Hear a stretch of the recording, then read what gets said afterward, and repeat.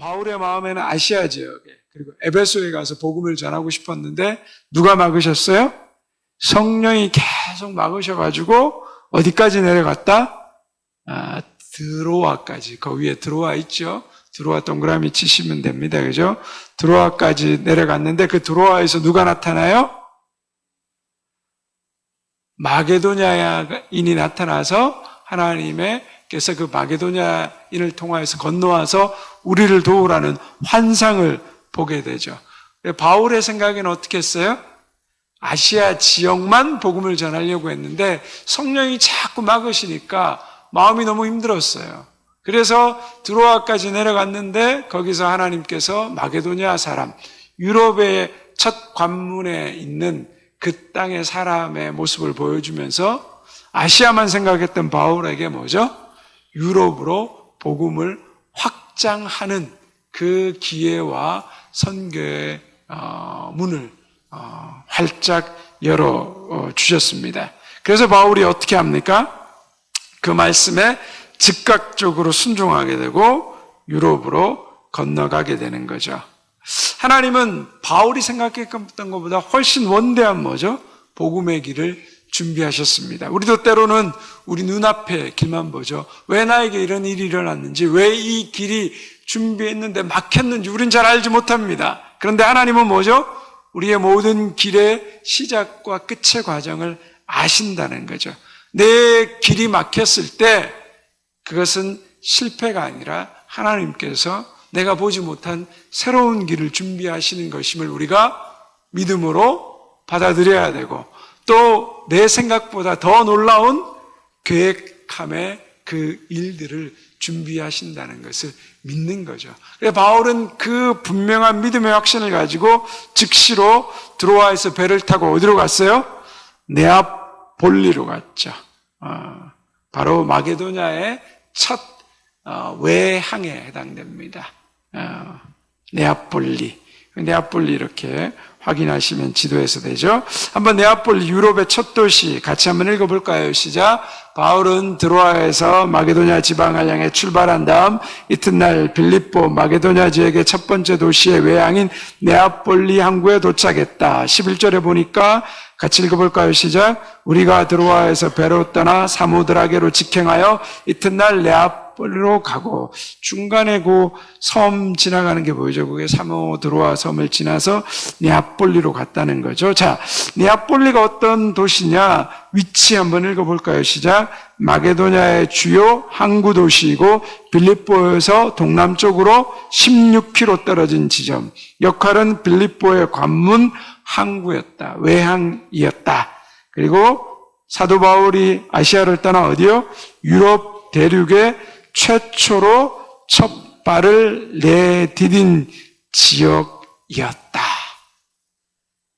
자, 네아폴리를 한번 영상으로 같이 함께 보도록 하겠습니다. 차 뭐 막 먹을 게 땡기는데 그렇죠. 자 이렇게 해서 바로 제가 간 곳이 이곳 때문에 사실 왔어요. 여기는 어딘가요? 이곳이 사도 바울 도착 기념 장소입니다. 사도 바울이 도착한 것을 기념하기 위해 네, 세워진 교회. 사실 성경을 열어보게 되면 사도행 16장에 사도 바울이 유럽의 첫 발을 디딘 네아폴리에는 이 사도 바울의 도착을 기념하는 네. 이렇게 장소가 마련되어 있습니다. 이 드로아에서 한 꿈에 마게도냐 사람이 그렇죠. 이리로 건너와 나를 도우라는 이야기를 듣고 마침내 사도 바울이 이 사모드라게를 거쳐서 네. 이 유럽의 첫 땅 네아폴리에 도착하는 이 역사적인 그림이 이렇게 모자이크로 그려져 있습니다. 사실 네아폴리 사람들은 자부심이 있어요. 복음을 들고 온 이 마게도냐의 첫 도착지가 우리 여기다. 그래서 이제 그 마게도냐 사람이 사도 바울에게 얘기를 하고 드디어 내리는 역사적인 유럽에 이 발을 딛는 저 모습은 사실 유럽 복음의 시작입니다. 그렇죠. 이곳에서부터 시작돼서 네. 유럽 전역에 또 복음이 전파되는. 그리고 이제 아주 오랜 세월 동안 이제 시대는 흘렀지만 다양하게 이 사도 바울의 유럽의 첫 이 발을 디뎠던 이 네아폴리의 비잔틴 시대 때, 뭐 아랍 시대 때, 뭐 십자군 시대 때 하면서 여러 시대를 사실 이것뿐만 아니라 이 헬라도 소아시아로 가려면 여기를 통해서 건너가야 했었고 또 로마도 이 여기를 통해 건너가야 했었고 그래서 다양한 그런 시대를 이 대표하는 그러한 유적지가 이렇게 몇 개의 돌로 남아 있고요. 또 이곳의 뒤쪽이 성 조지아 교회. 성 조지아 교회. 그러니까 이 그리스에는요 모든 도시마다 수호 성인이 있어요.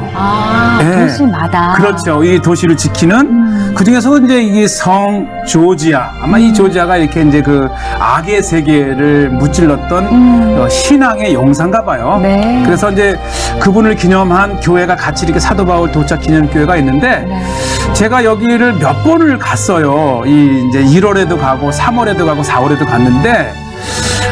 이곳에 갈 적마다 이 동네 사람들, 도시 사람들이 늘 이곳을 들어가면서 하루를 시작하는 것 같아요. 기도하고. 그러니까 신앙의 중심지이기도 해요.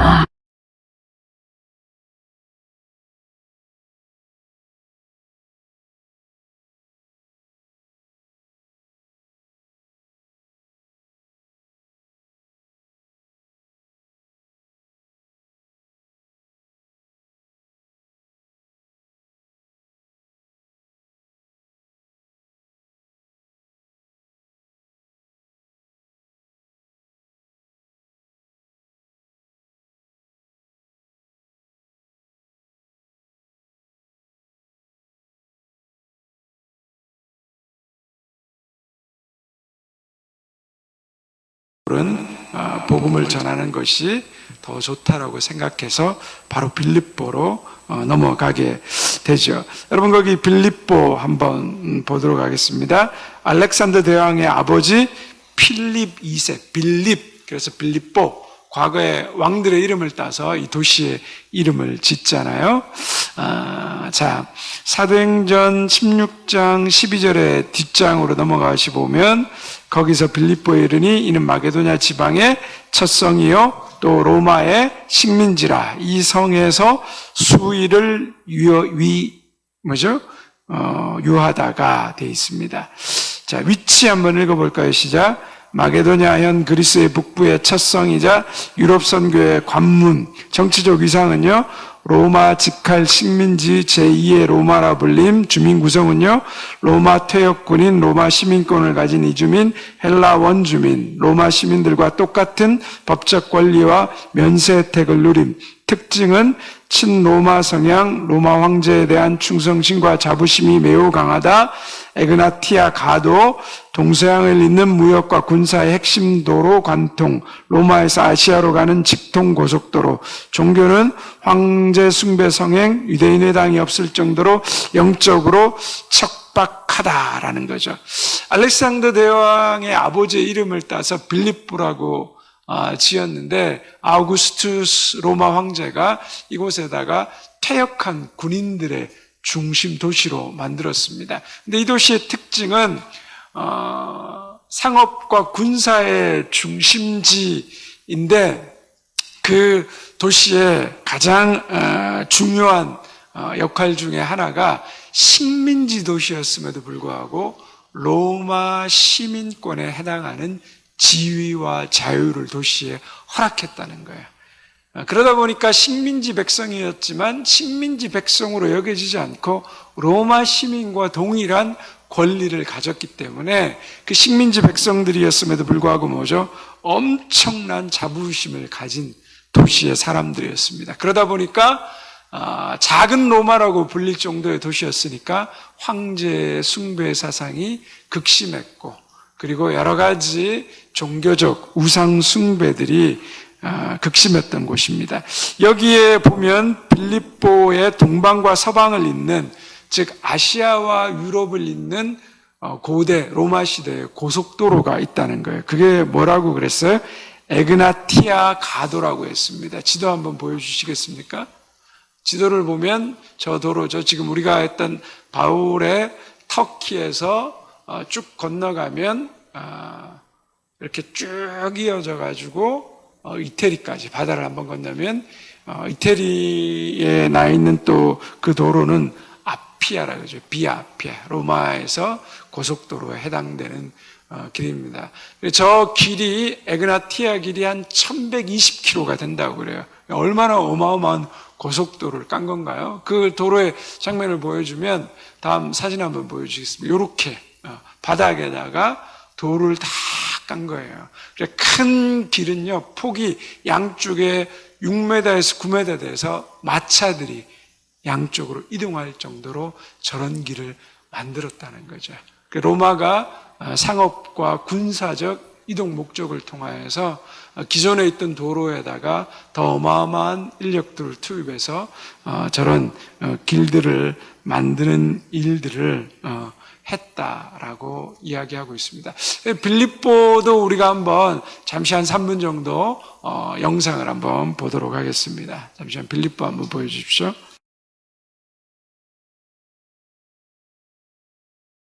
오늘 한번 떠나보도록 하겠습니다. 네. 화면으로 함께 보시죠.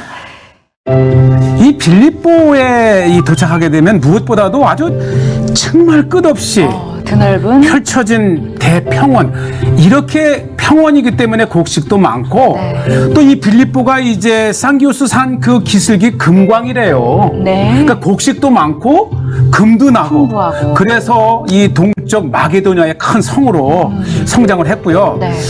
오늘날에는 이제 뭐 많은 발굴이 되어 있지 않지만 바로 제일 먼저 들어가면 맞이하는 것이 원형극장. 여기 원형극장의 모습이 그대로 남아있네요. 네, 규모가 굉장해요. 네. 지금도 그 원형을 이렇게 많이 보존하고 있어서 네. 조금만 이렇게 수리하면 네. 바로 공연을 할 수 있죠. 활용할 수 있는 게 지금 산 중턱에 있는 거죠? 그렇죠. 네. 예, 풍규수산 중턱에 아마 아시겠지만은 이 원형극장의 규모 자체가 그 도시에 그렇죠. 인구를 가늠할 수 있는 걸 보면 역시 마게도냐의 첫성답게 큰 도시였고 네. 바로 바울은 이 빌립보를 이곳에서. 향해서 네. 복음을 들고 들어간 겁니다. 바울의 위대함은 담대함 같아요. 맞아요. 이 작은 소도시의 변두리가 아닌 이 당시 헬라의 대도시 빌립보의 중심에서 그가 갇혀 이 감옥에 갇힐지언정 굽히지 않고 복음을 전할 수 있었던 그 담대함입니다. 사실 이 빌립보를 보면 사도 바울의 유럽 전도 여행은 시작부터 고난이었어요. 네. 이곳에서 이 귀신 들린 여종 하나를 오히려 고쳐줬는데 네. 그 점치는 걸 통해 돈을 벌던 그 주인이 오히려 모함을 해서 바울을 감옥에 집어넣기도 하고 그러한 바울의 전도의 시작이면서 이게 전도가 정말 고난의 네. 연속이다라는 것을 보여주는 것입니다. 그래서 우리에게는 정말 이 복음의 열정과 이 목회의 열정은 시작부터 고난이지만 결국은 주님께서 승리를 하게 해주신다. 그렇죠.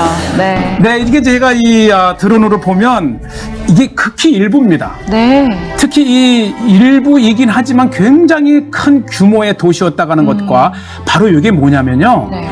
고대 에그네티아. 에그네티아? 그러니까 이 빌립보가 발전할 수 있었던 것은 평원과 금강도 있었지만 네. 이게 이제 소아시아에서 네아폴리로 건너와서 로마로 가는 길목이에요. 거대한 군사로요. 또 이 상인들이 지날 수 있는. 길이 나 있었군요. 네, 이곳에 제가 이제 교회 3개를 소개하겠는데요. 첫 번째가 이게 이제 바실리카 A라고 하는데 네. 교회가 정말 아름다워요.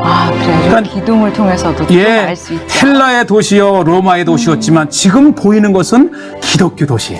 기독교 도시의 모습. 네. 이 규모도 대단하지만 이 교회를 이루었던 그 조각, 또 건축에 대한 그 거대한 대리석을 통해서 만들어진 교회가, 그러니까 사실은 빌립보는 기독교 도시로 마지막으로 우리에게 남아 있어요. 헬라의 빌립 있었고 로마도 있었지만 지금 아름답게 바울이 전했던 그 도시 복음을 전했던 그 빌립보에 이렇게 교회의 흔적들이 또 남아 있고 아마 그곳에 가면 바울이 느꼈을 감동과 또 감정들을 우리가 좀 느낄 수 있는 것 같습니다. 자, 이곳에서 이제 바울이 기도처를 찾는데 회당이 이 빌립보에서는 없었다라고 이야기하고 있습니다. 제가 한번 설명드릴 때 유대인의 회당이 유대인 남자들이 몇 명이 모이면 회당이 된다라고 말씀드렸죠? 유대인 남자 10명이 모이면 회당을 구성할 수 있었다는 거죠. 근데 이 빌립보는 굉장히 큰 도시였음에도 불구하고 유대인들이 도시 내에 남자들이 없었다는 거죠. 학자들의 추측으로는 그때 로마 황제로부터 큰 유대인들에 대한 박해가 있어서 쫓겨났다 그러기도 하고, 워낙 로마의 이 태역군인들 중심으로 우상 숭배가 강했던 도시였기 때문에 감히 유대인들이 회당을 세우는 게 쉽지 않았다라는 이야기를 합니다. 그러니까 도시 내에 회당이 없으니까 성문 밖으로 나가본 거예요. 밖으로 나가서 강가에 갔더니 여인들이 모여서 기도하고 있는 것들을 발견하게 됩니다. 그래서 거기에서 누구를 만나게 되죠? 루디아를 만나게 됩니다. 우리 거기 한번 말씀 같이 한번 읽어볼까요? 사도행전 16장 14절 한번 같이 읽겠습니다. 시작.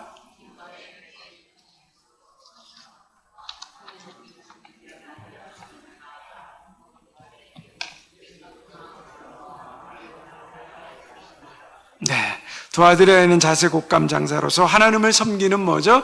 루디아.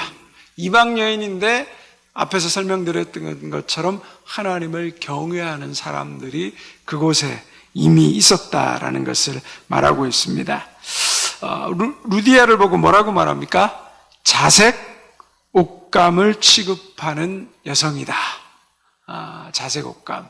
우리 이미지 한번 보여줄까? 뭐 이게 옛날 이미지는 아닌데 저런 식으로 당시에 이 자색 옷감은 굉장히 고가의 옷감이었다는 거예요. 왜냐 그러면 이 자색을 만들어내는 게 말하자면 바닷가에 소라 10,000마리를 채취해 가지고 거기서 짜낸 염료를 가지고 만들어낸다는 거죠. 그래서 보통 부유층, 귀족층, 황제, 여러분 로마 시대의 그 영화를 보시게 되면요, 분명히 황제는 저 자색 옷을 반드시 걸칩니다. 귀족층들도 보면 저 자색이 왕의, 옛날에 옷이 또 신분을 상징했기 때문에 왕의 신분을 상징하기도 하고 굉장히 부유층의 신분을 상징하기도 했습니다. 그래서 말하자면 올해 이 루디아라는 여자는 그런 유명한 우리가 잘 아는 에르메스 명품을 취급하는 그런 여성 CEO 정도 된다라고 보시면 됩니다. 근데 이 여인이 바울이 전한 말씀을 들었을 때 어떻게 했다고요? 마음을 열었다라고 말하고 있어요. 여자가 말을 듣고 있을 때 14절에 보면 주께서 뭐죠? 그 마음을 열었다. 누가 열었다고요? 주께서 열었다라는 거예요. 구원은 설득이나 논쟁으로 되는 것이 아니라 뭐죠? 하나님이 마음을 열어 주셔야 된다라는 거예요. 이게 굉장히 중요합니다. 저희 교회가 이제 1년에 2번씩 세례를 하잖아요. 부활절하고 추수감사절 때 성인 세례 있는데 중고등부 아이들 올해 가을에 세례를 주게 됐는데 그 아이들 중에 2 남자아이가 있어요. 1년 전에 저희 교회 나와서 등록한 애들인데 애들은 부모님이 교회를 다니지 않아요. 친구 따라서 중3 때 처음 교회를 나온 애들인 거예요. 그 애들이 세례를 받나 그래서 제가 이렇게 이제 세례 질문을 하면서 예수님이 너의 죄를 위해서 십자가에 죽어주셨고 부활하신 그 예수님이 너의 구주와 주님 되심을 네가 믿느냐? 믿어지느냐? 이랬더니 애들이 믿는다는 거예요. 어떻게 믿어지냐? 그랬더니 그 친구들 얘기한 거예요. 제가 뭐라고 설명을 할 수 없는데 저는 예수님이 나의 죄를 위해서 죽어주셨고 그 부활하신 그 예수님이 내 마음에 믿어진다라는 거예요. 믿어진다. 자기는 잘 설명할 수 없는데 믿어지는 거죠. 그 믿음이 누구예요? 성령께서 그 아이들 마음을 밝혀주시는 거예요. 얘들이 하나님을 가까이 하려고 교회에 나오니까 그냥 교회에 나와서 하나님의 말씀을 듣는 것, 그리고 친구들과 교제하고 선생님들과 성경 공부하는 그것을 통하여서 뭐죠? 성령께서 그 마음을 열어주셨다는 거예요. 억지로 믿게 하거나 너 믿어, 너 이렇게 해야 돼 강요하지 않았어요. 스스로 뭐예요? 그 마음의 신앙 고백을 한다는 것, 그것이 하나님께서 그 마음을 열어주셨기 때문에 가능한 겁니다. 그래서 루디아는 바울을 청하여서 세례를 받게 되고 바울을 관건하여서 머무르게 하고 그 루디아의 집이 뭐죠? 이 빌립보 도시의 첫 교회가 되는 것을 우리가 알게 됩니다. 바울은 아시아에서 유럽의 첫 관문인 마게도냐에서 빌립보까지 왔습니다. 근데 거기에는 아무도 뭐죠? 아는 사람이 없었습니다. 이방의 땅이었습니다. 그야말로 뭐죠? 맨 땅에 헤딩하는 거였단 말이죠. 하나님께서 가라 그래서 갔는데 며칠 머무르다가 기도처를 찾다가 누구를 만났어요? 루디아를 만납니다. 그리고 루디아가 바울이 빌립보 지역에 선교하는 모든 선교비를 제공하고 거점이 되고 이후에도 바울의 사역을 결정적으로 돕게 되는 여인이 되는 거죠. 여기서 우리가 알 수 있는 건 뭡니까? 하나님이 가라고 하셨을 때 우리 눈에는 아무것도 안 보이지만 뭐죠? 하나님이 가라고 하신 그 말씀에 순종하면 하나님이 이미 그 길을 예비하시고 준비하시고 그 길에 공급할 모든 것들을 뭐죠? 예비해 주신다는 거예요. 하나님의 준비하심이 내 눈에는 뭐죠? 안 보입니다. 그러나 하나님이 명령하신 그 일에 하나님의 여호와 일에 공급하심이 있다라는 것을 말하고 있는 거죠. 제가 한번 주일날 설교 시간에 말씀드렸지만 제가 이렇게 부목사다가 좀 더 배움을 가져야 되겠다 그래서 미국에 가서 6개월 선교 훈련과 제자 훈련을 받고 어떻게 할까 그렇게 고민하다가 기도하는 중에 하나님께서 다시 미국의 텍사스에 있는 뭐 전혀 알지도 못하는 그 타일러라는 도시에 가서 더 공부하라는 마음을, 가족과 공부하라는 마음을 주셨어요. 막막했습니다. 뭐 돈도 없죠. 가진 것도 없는데 가라고 그러니까 고민하다가 기도하다가 하나님이 말씀하시는 거니까 저뿐만 아니라 제 아내에게도 동일한 또 사인을 주셔서 저희가 갔습니다. 근데 뭐 가진 게 없으니까 뭐 기도밖에 할 수 없잖아요. 근데 가서 첫 주일날 되는 날 교회를 가야 되는데 뭐 영어도 안 되니까 미국 교회는 못 가겠고 그 지역에 한인교회가 있나 찾아보니까 딱 한 군데 한인교회, 침례교회가 있었어요. 그래서 그 목사님한테 픽업을 부탁하고 차 타고 가는데 그 목사님이 저한테 이렇게 저렇게 물어보더니 교회 딱 앞마당에 도착했더니 그러는 거예요. 마침 저희가 주말에 일할 파트 사역자를 구하고 있었는데 목사님이 사역해 주시면 좋겠습니다. 별로 놀라지도 않으셔요. 남의 일이라고. 별로 놀라지도 않으세요. 그리고 제 아내가 또 교회 열심히 다녔는데 뭐 제가 파트 사역으로 해선 한 달에 700불 가지고 생활이 안 되잖아요. 근데 한 달 열심히 다녔더니 제 아내가 마음에 들었는지 그 교회 집사님이 뷰티 서플라이 샵이라고 우리 흑인 여성들의 그 머리하고 뭐 이렇게 만지는 그런 용품, 미용용품을 파는 그 샵에서 주말에 나와서 일하게 하셨어요. 그래서 저랑 아내랑 1,600불 가지고 미국에서 4년 동안 살았습니다. 매주 통장에 매달 통장에 잔고 제로입니다.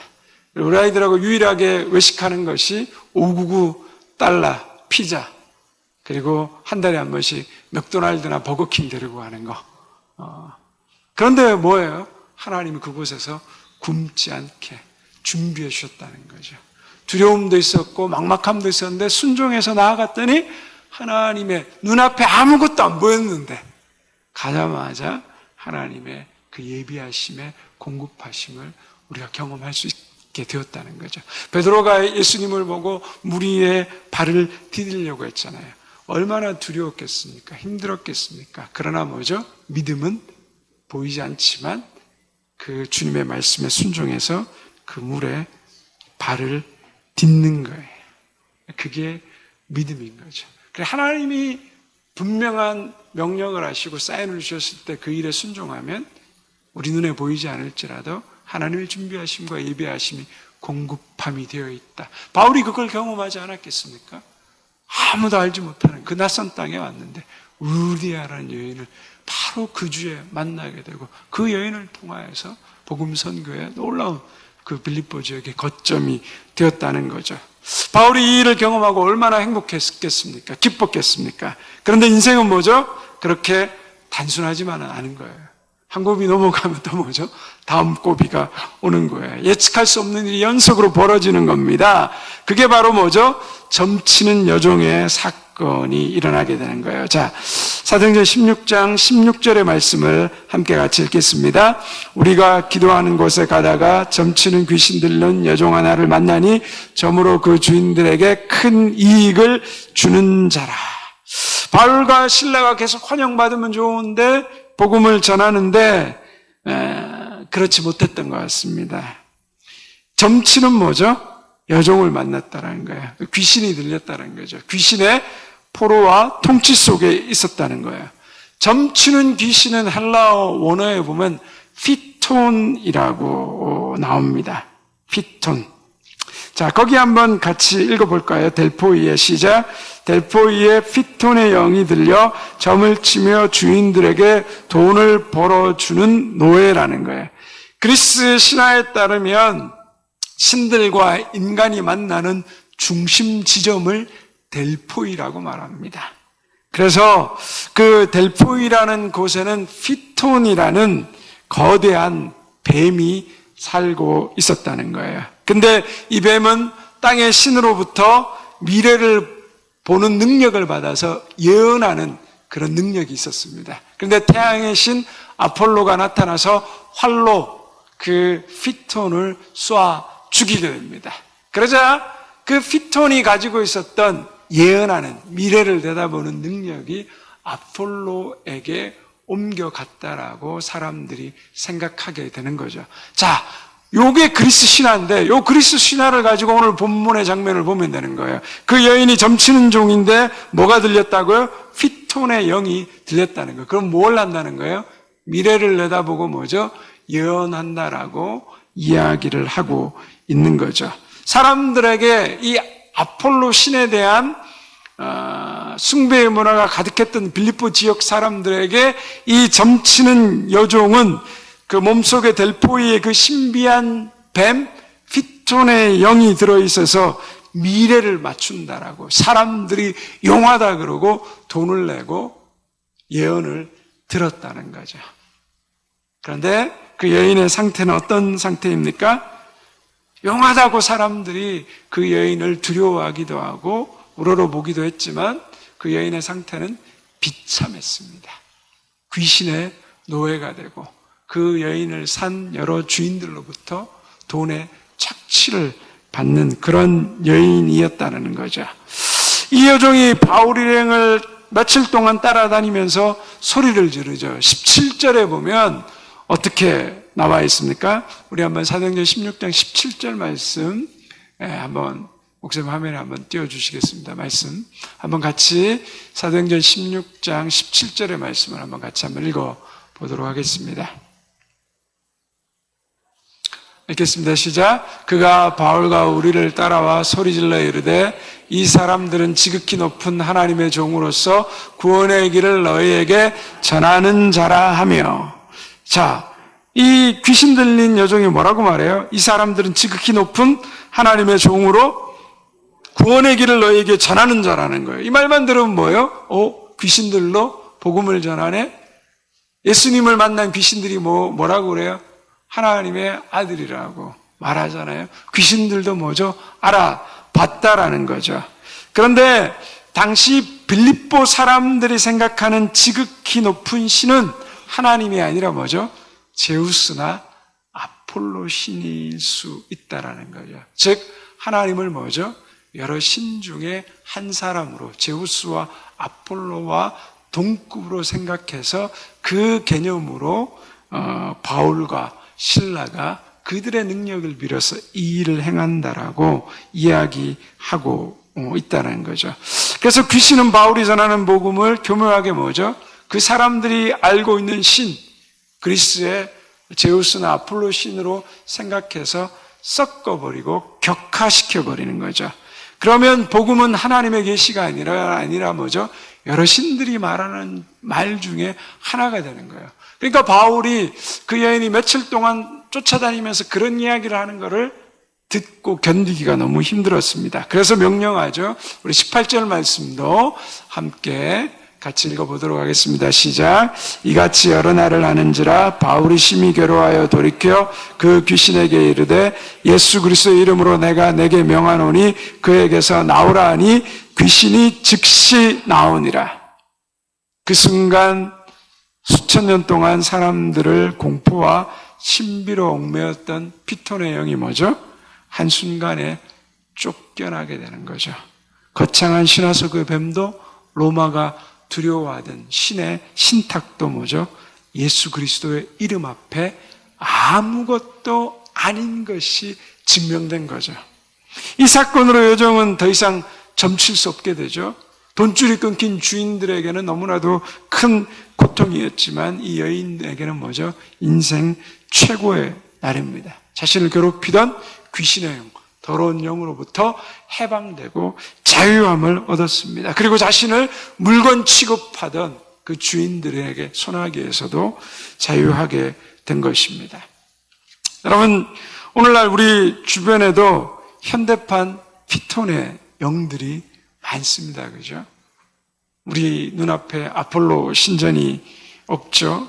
하지만 아폴로 신전보다 더 교묘한 점술과 그리고 더 정교한 이런 우상의 문화들이 가득합니다.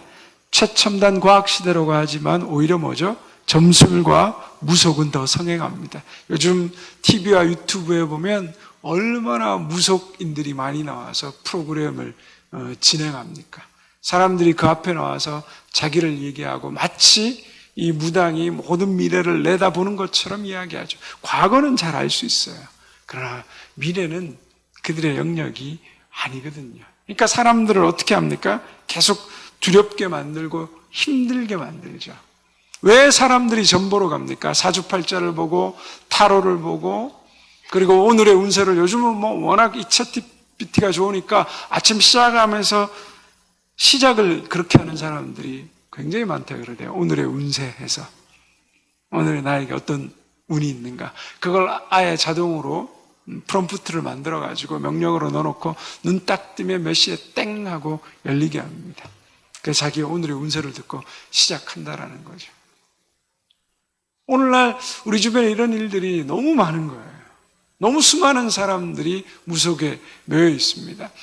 지금 공식적으로 우리나라 무속인으로 등록된 사람이 30만 명이라고 하는데 비공식적인 사람들까지 합하면 80만 명 된답니다. 여러분, 우리나라 개신교 목사가 몇 명인 줄 아세요?